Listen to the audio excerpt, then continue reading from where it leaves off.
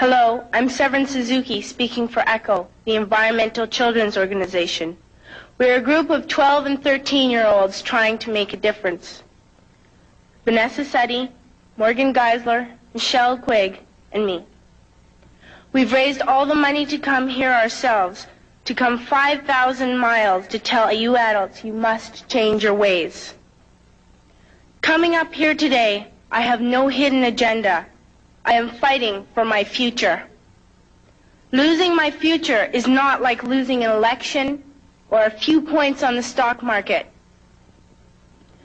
I am here to speak for all generations to come. I am here to speak on behalf of the starving children around the world whose cries go unheard. I am here to speak for the countless animals dying across this planet because they have nowhere left to go. I am afraid to go out in the sun now because of the holes in our ozone. I am afraid to breathe the air because I don't know what chemicals are in it. I used to go fishing in Vancouver, my home, with my dad, until just a few years ago we found the fish full of cancers. And now we hear of animals and plants going extinct, every day vanishing forever. In my life, I have dreamt of seeing the great herds of wild animals, jungles and rainforests full of birds and butterflies. But now I wonder if they will even exist for my children to see. Did you have to worry of these things when you were my age? All this is happening before our eyes, and yet we act as if we have all the time we want and all the solutions. I'm only a child, and I don't have all the solutions. I want you to realize, neither do you. You don't know how to fix the holes in our ozone layer. You don't know how to bring the salmon back up a dead stream. You don't know how to bring back an animal now extinct. And you can't bring back the forest that once grew where there is now a desert. If you don't know how to fix it, please stop breaking it. Here, you may be delegates of your government, business people, organizers, reporters, or politicians, but really, your mothers and fathers, sisters and brothers, aunts and uncles, and all of you are someone's child.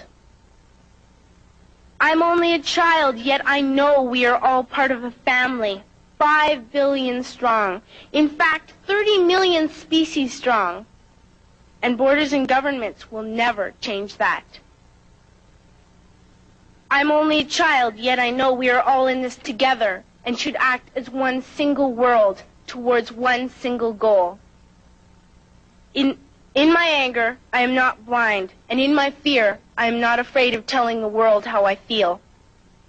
In my country, we make so much waste. We buy and throw away, buy and throw away, buy and throw away, and yet northern countries will not share with the needy. Even when we have more than enough, we are afraid to share.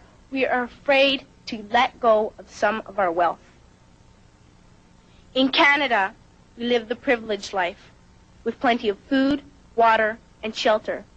We have watches, bicycles, computers, and television sets. The list could go on for 2 days. 2 days ago here in Brazil, we were shocked when we spent time with some children living on the streets. This is what one child told us.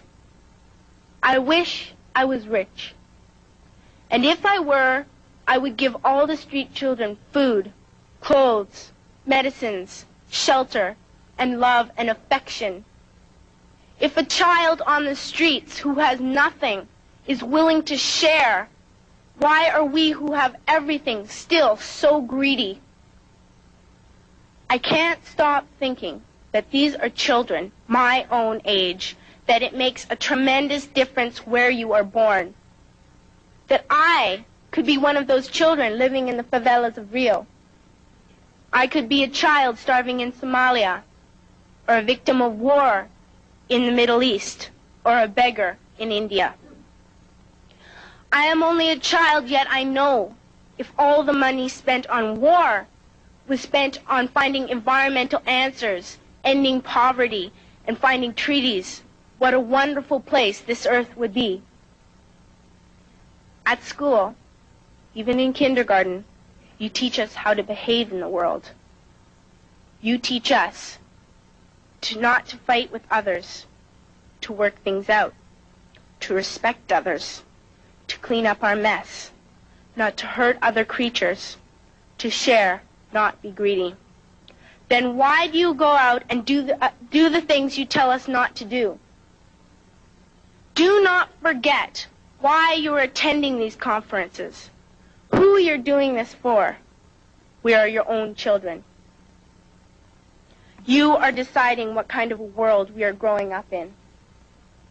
Parents should be able to comfort their children by saying, everything's going to be all right. It's not the end of the world, and we're doing the best we can. But I don't think you can say that to us anymore. Are we even on your list of priorities? My dad always says, you are what you do, not what you say. Well, what you do makes me cry at night. You grown-ups say you love us, but I challenge you, please, make your actions reflect your words. Thank you.